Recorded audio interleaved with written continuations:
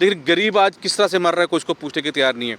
आज यहाँ देखिए बड़ी बड़ी दावे होते हैं, कोई ये कहता है कि हम 300 बिजली यूनिट फ्री कर देंगे, कोई ये कह रहा है कि हम क्या कहते हैं कि हम यहाँ पे खुशहाली लाएंगे, रोज़गार देंगे, 50,000 रोज़ा। तो यहाँ पे कुछ नहीं है, यहाँ पे लोग मर रहे हैं। यहाँ की बिजली आपके हरियाणा में लोग ले रहे हैं, दिल्ली में बिजली फ्री है, हमारे लोग जो हैं वो बिजली के बिना महरूम है।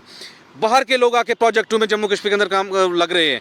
जम्मू कश्मीर युवाओं को नौकरी नहीं है। जो लैक्स ऑफ लीडरशिप में जम्मू कश्मीर की मानूँ, और मैं कहूँगा कि बहुत ही घटिया किस्म की एडमिनिस्ट्रेशन जो जम्मू कश्मीर के अंदर आज काम कर रही है, जिसमें सिर्फ और सिर्फ उनने अपने घर कैसे चलाने वो देखा उनने। नवंबर है और एक अहम दिन है डेली वेजर्स के लिए, क्योंकि जितने भी डेली वेजर के प्रेसिडेंट हैं उनकी मीटिंग रखी गई है और इस मीटिंग को चेयर करेंगे यूनाइटेड फ्रंट के प्रेसिडेंट, साथ ही साथ आरपीआई के प्रेसिडेंट तनवीर हुसैन जी मेरे साथ इस टाइम मौजूद हैं। इनसे बातचीत करते हैं कि क्या कुछ डिस्कशन जो है रहेंगी और क्या कुछ अहम मुद्दे जो हैं वो हाईलाइट किए जाएंगे डेली वेजर्स के। तनवीर जी, आपसे जानना चाहेंगे कल की जो मीटिंग होने वाली है क्या कुछ खास रहेगा उसमें?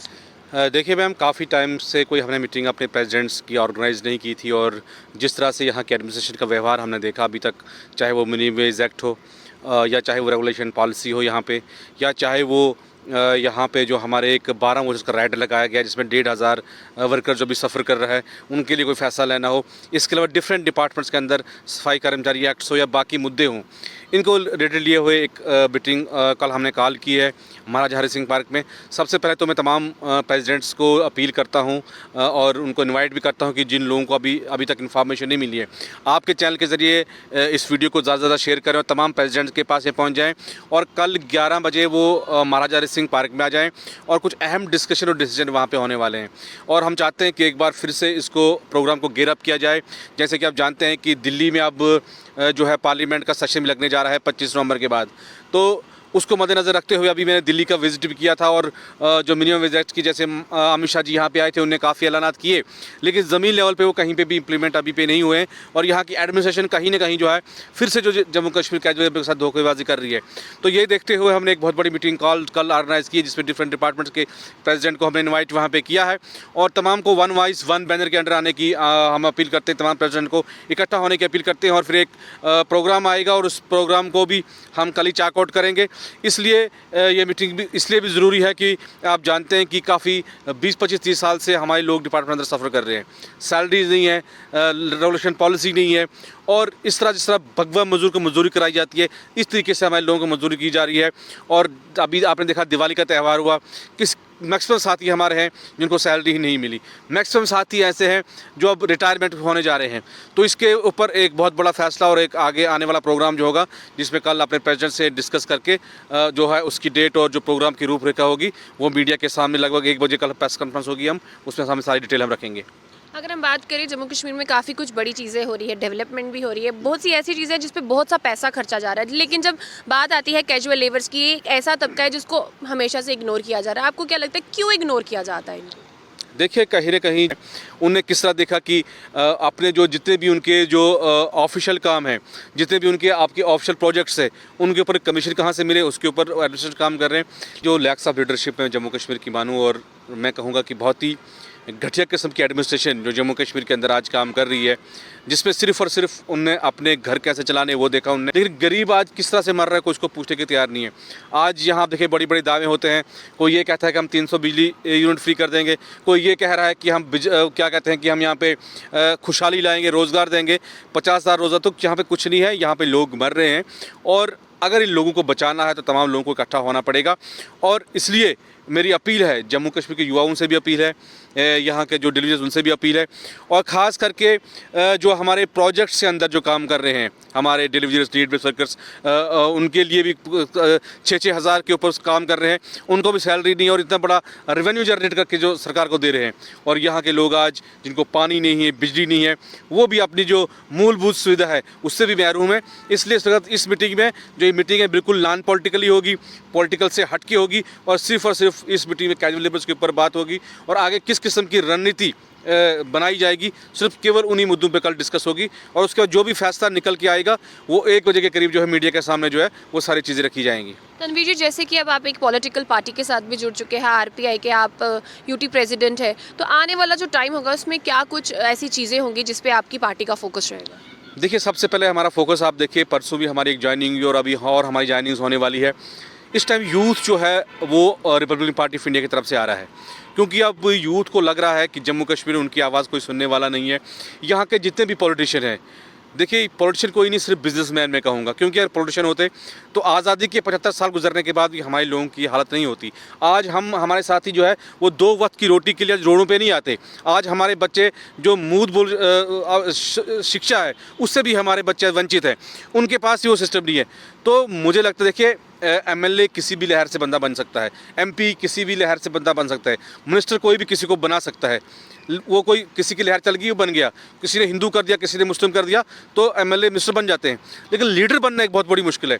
तो लीडरशिप जो लैक्स ऑफ लीडरशिप जम्मू कश्मीर में है, उनको हम ढूंढ रहे हैं, जगह जगह जाके हम प्रोग्राम कर रहे हैं और हम ज़मीन लेवल से अच्छे अच्छे लीडर्स को चुन रहे हैं और उनको पार्टी में शामिल कर रहे हैं।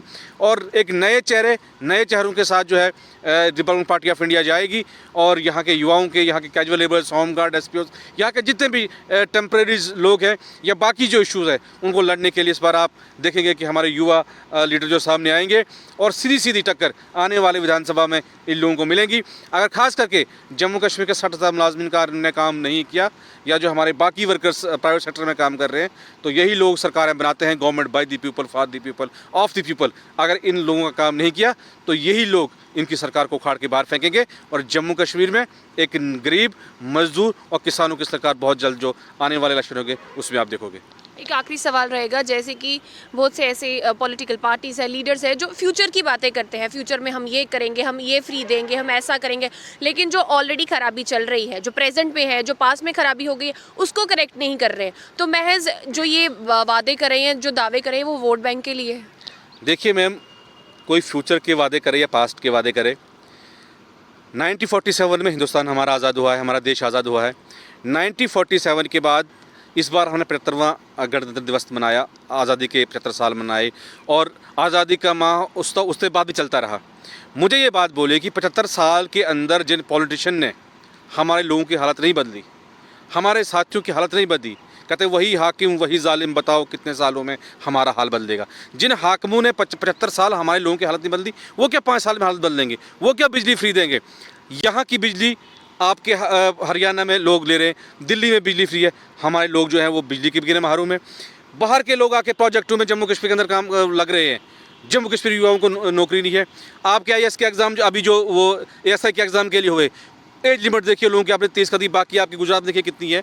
तो आप युवाओं के साथ खेल रहे हो। कौन सा पॉलिटिशियन आज इनके ऊपर बोल रहा है? कोई नहीं बोल रहा, सारे डर रहे हैं। लेकिन तनवीर हुसैन किससे डरेगा नहीं। हम डंके की चोट पे बात करेंगे, हमने बात की है और हम सिस्टम से सवाल करेंगे और सिस्टम को जवाब देना होगा। अगर ये जवाब नहीं देंगे, आने वाले विधानसभा चुनाव में यहाँ के कैजुअल लेबर्स, यहाँ के युवा और यहाँ के जम्मू कश्मीर की जनता इनको जवाब देगी। और आप देखोगे इस बार जो बदलाव की राजनीति जिसे कहते हैं हम, वो जम्मू कश्मीर शुरू हो गई है। और जिस तरह से रिपब्लिकन पार्टी ऑफ इंडिया के साथ युवाओं को जुड़ना शुरू हुआ है, मुझे लगता है कि युवा ही देश की जो कहते हैं रीढ़ की हड्डी है और युवा का एक बहुत बड़ा एक इसमें रहता है, योगदान रहता है कि चाहे वो पॉलिटिक्स का बदलना हो या कोई भी चीज़ को सुधारना हो, तो युवाओं का सबसे बड़ा हाथ रहता है।